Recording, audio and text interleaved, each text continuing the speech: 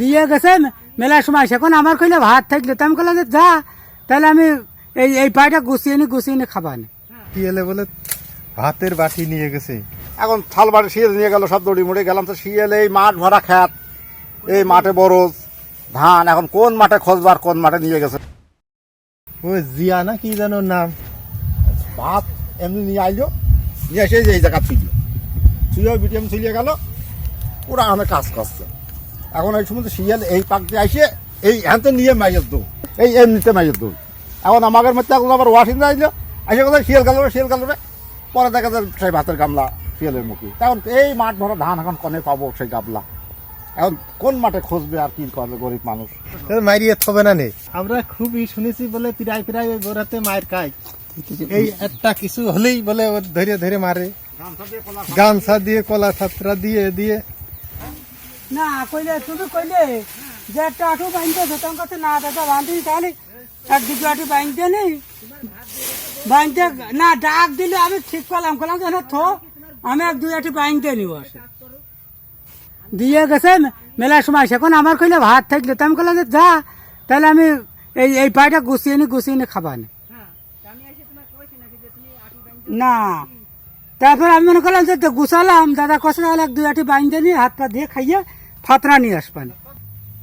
এখন সমস্যা কি, এখন খাতি হবে খিদে লেগে থাল বাটি কি হবে? থাল বাটি জানতেন ভাত তো কটা খাতি পারলে তো হইতো। এখন জিয়ার বউ এসে ভাত দিয়ে গেল, কইলে ভাত খেয়ে না। হ্যাঁ, তাই এর মধ্যে কইল যে তাহলে হচ্ছে ভাত একটু পরেই খাবা নেই।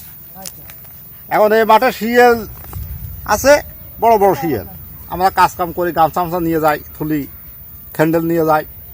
তো এখন এই জিয়ার আমি কলাম যে এই ভাগিয়ে ওই গামলা বাড়ি ঘরে বানিয়ে ধরতই বড় যেমন নিয়ে আসে থাও, আর তা না হলে হচ্ছে ওই কুলা চাষে বানিয়ে যেত। তা কইলে যে ভাত খাবো একটু পরে ভাত খাবো। এখন তাহলে দেখো কি হয়। এর মধ্যে এখন এসে কথা থাল বাটি নিয়ে গেল শিয়ালে, এখন থাল বাটি শিয়াল নিয়ে গেল, সব দড়ি মুড়ে গেলাম তো শিয়াল এই মাঠ ভরা খ্যাত, এই মাঠে বরজ ধান, এখন কোন মাঠে খোঁজবার কোন মাঠে নিয়ে গেছে।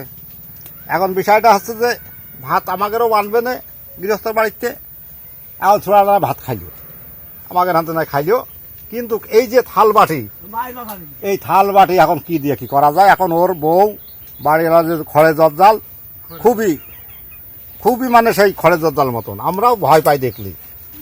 এখন এই থাল বাটি যে শিয়াল নিয়ে গেল, বউ তো ভালো কথা কইলো ভাত তুমি খাইয়ে নাও। এখন এর ভিতরে এই যে শিয়ালে এই যে থাল বাটি নিয়ে গেল, এখন এই যে এই খিসারত কিভাবে কি করা যায় আমরা বুঝতে পারছি যে মায়ের হবে না।